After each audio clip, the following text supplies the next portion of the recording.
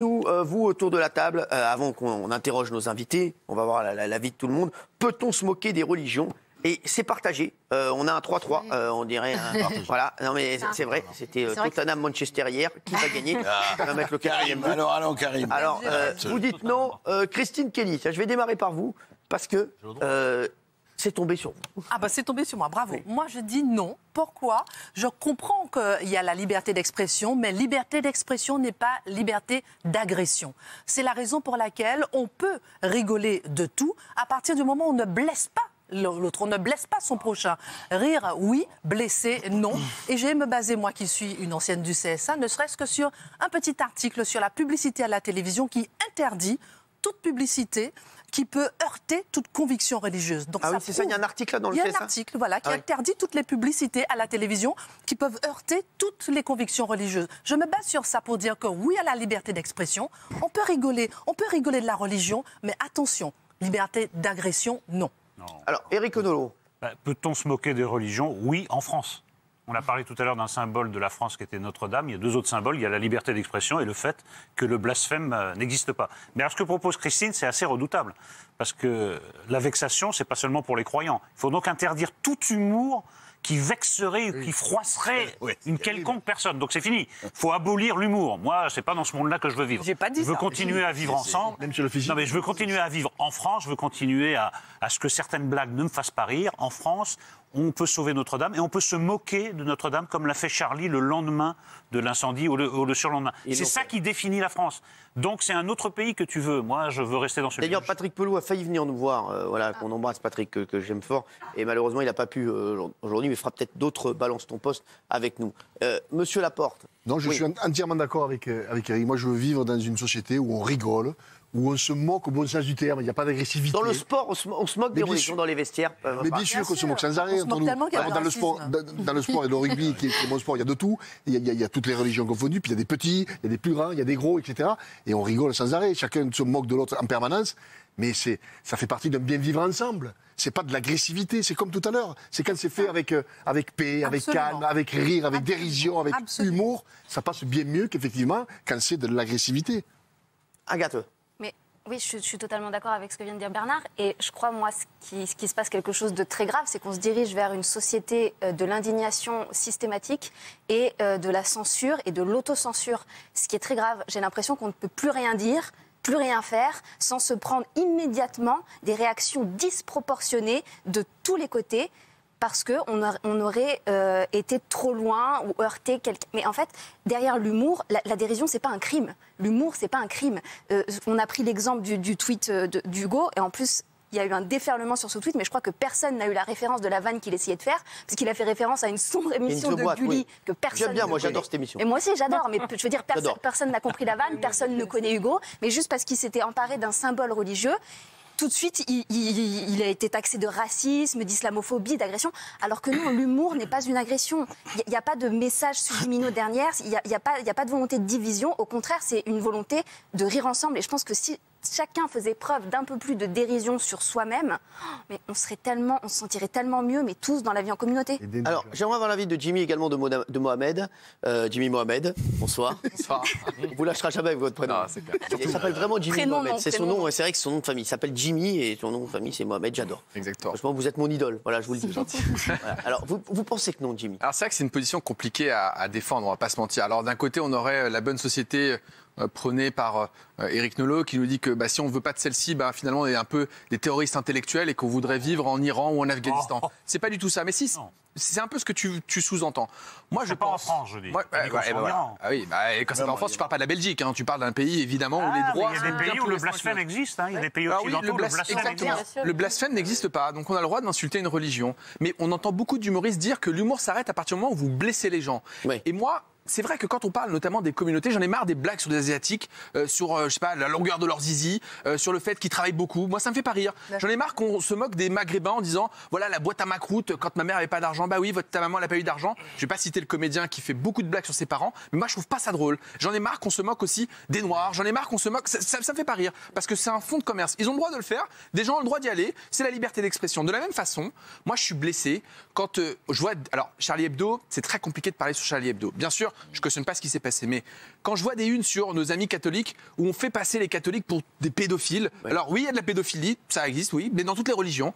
Mais quand systématiquement on associe catholicisme à pédophilie, bah, ça me dérange. De la même façon, on associe la religion musulmane aux terroristes. De la même façon qu'on associe nos amis juifs à l'argent, au fait d'être radin, bah moi ça me dérange. Moi, et donc, moi je veux dire la vérité. Ça me blesse, ça me dérange, et ça me blesse. Et quand ça me blesse, je me dis que ça peut aussi blesser mon voisin. C'est ça. Et donc si ça blesse mon voisin, je pense qu'il faut peut-être s'arrêter là. Alors, voilà, j'attends tout de suite les gens dire que je suis pour une société totalitaire. Non, je pense qu'il faut être un peu plus. Si je le dis. Moi, je comprends l'avis de Jimmy qui dit quand ça blesse des gens, c'est que c'est pas drôle.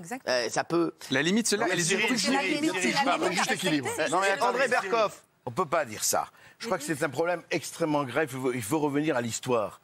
Alors lui, c'est toujours, il revient toujours à l'histoire. Lui, hein. Tout à fait. Et, parce que qui va décider de ce qui blesse... C'est Alain Decaux qu'on a. Attendez, oui, absolument. Qui va décider de qui blesse qui? Le juge. Moi, je vais vous dire un truc très simple. C'est qu'à partir du moment... Non, pas le juge. On n'est pas dans une société policière et n'est pas une société juridictionnelle. Je rappelle quelque chose. Pierre Desproges, il y a 30 ans, 40 ans, il disait à un moment donné, mais vous savez, on me dit que quelques juifs se sont glissés dans la salle. Eh bien, justement, on a la vidéo. Eh bien, parfait. Vous avez préparé l'émission? Oui, bien sûr, non. Vous avez beaucoup de chance, Berkoff, regardez. On me dit que des juifs se sont glissés dans la salle.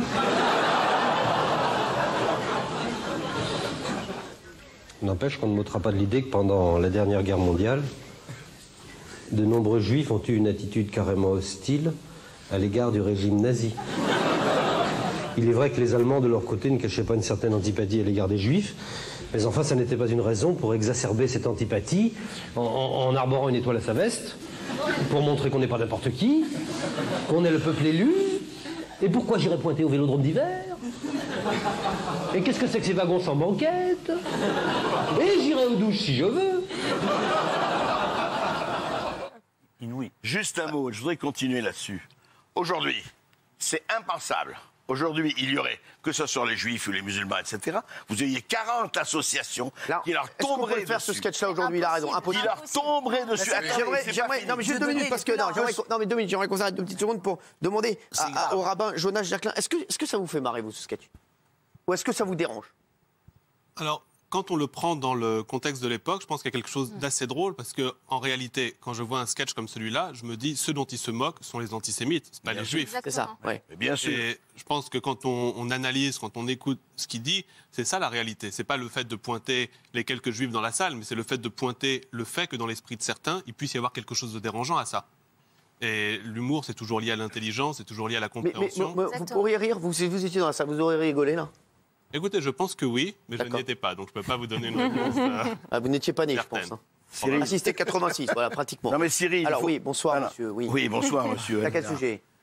C'est extrêmement important et grave, parce qu'aujourd'hui, il y a une tendance formidable qui dit, attendez, il ne faut plus parler de rien. Il faut faire très attention. Alors moi, je vais vous dire, Pierre Desproges... On a Eric Zemmour quand même, il faut quand même se calmer. Hein, donc, attendez, on ne peut plus dire de rien si. On vous a laissé parler, laissez-moi parler jusqu'au bout. Il y a une volonté de censure, une volonté de police de la pensée, et je veux dire, c'est pas seulement sur la religion, même si c'est sujet. Toutankhamon. Il y a un gens qui ont dit Toutankhamon, l'exposition Toutankhamon. Ah, je croyais lui, parce que Toutankhamon, j'ai été voir ce spectacle, c'était une cata. Tu aurais dû le voir. Toutankhamon, ils disent on nie l'origine africaine de Toutankhamon. Toutankhamon est égyptien. L'Égyptien, c'est où? L'Égypte, c'est pas au pôle Nord, c'est en Afrique. Il y a eu un certain nombre de choses qui consistent. Mais oui, je veux dire, il y a eu des gens qui ont dit c'est raciste. Vous avez oublié de dire que Toutankhamon était africain. Connerie totale. Qui a dit ça? Il y a un groupuscule qui a dit ça et qui en a parlé partout. Mais là, c'est pas l'humour, ça. Il y a eu des pièces. Non, c'est très important. Mais en fait, c'était une phrase que vous deviez placer, c'est un défi. En 2 mots. Non, mais c'est en 2 mots. Il a eu un défi sur Twitter. Si tu dis Toutankhamon, et à mon avis, il a 5 € de plus ou un truc comme ça, c'est sûr. Charlie Hebdo, il y a eu 15 morts parce qu'il s'est attaqué à un symbole religieux. C'est vrai. 15 morts. Non, il faut oublier. C'est pas un petit truc comme ça. C'est pas une rigolade. Non, mais donc, vous dites qu'on peut se moquer des religions ou pas? Je dis que c'est... On peut se moquer de tout. On peut se moquer de tout. Et si les gens sont blessés, ils n'ont qu'à ne pas écouter. Voilà, c'est très simple. On est dans un pays de liberté. Et la liberté, c'est indivisible. Si on insulte des gens aussi, on n'a qu'à ne pas écouter. Ça n'a rien à voir.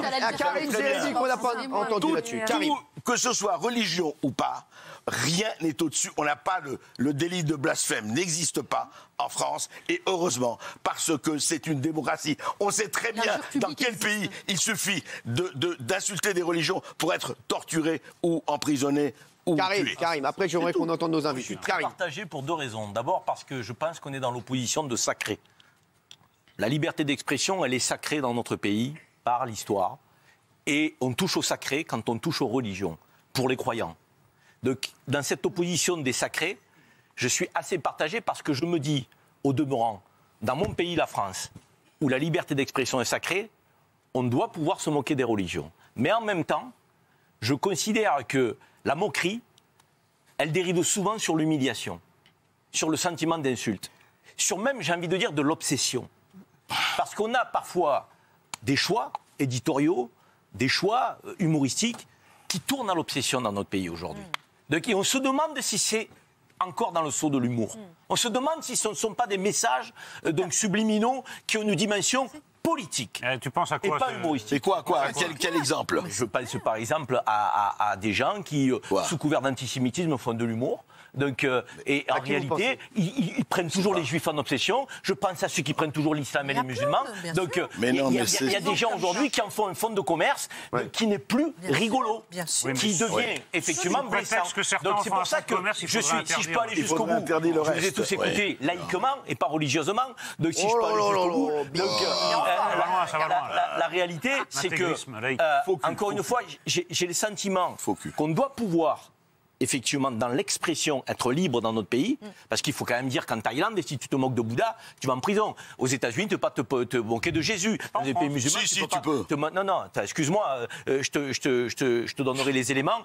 Il y a des gens qui se sont fait, dans certains États américains, plus que chahuter. Donc, et dans certains pays musulmans, tu ne peux pas te moquer, effectivement, de leur religion. Mais il me semble que moi, qui suis croyant, je me dis, est-ce que mon sacré, je dois l'imposer à autrui? Je me pose la question.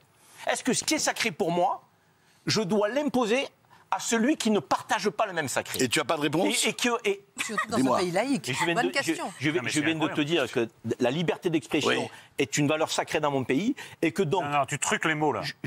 Mais les amis... C'est une valeur légale, je suis désolé. C'est pas un sacré. Toi, tu as l'habitude d'être avec Zemmour, donc il est très clivant. Toi, tu as l'habitude de limiter les choses à la démagogie. Moi, je vous dis que c'est un sujet complexe. Non, tu as le cul en deux chaises. Et qu'on peut... Je dis que la liberté d'expression est illégale et pas sacrée. Sans offenser. Vous ne vous dites pas qu'on doit pouvoir s'exprimer sans offenser? Ça ne vous traverse pas l'esprit? Mais l'humour, c'est l'humour. Tu ne vas pas diviser l'humour. On peut pas être humiliant.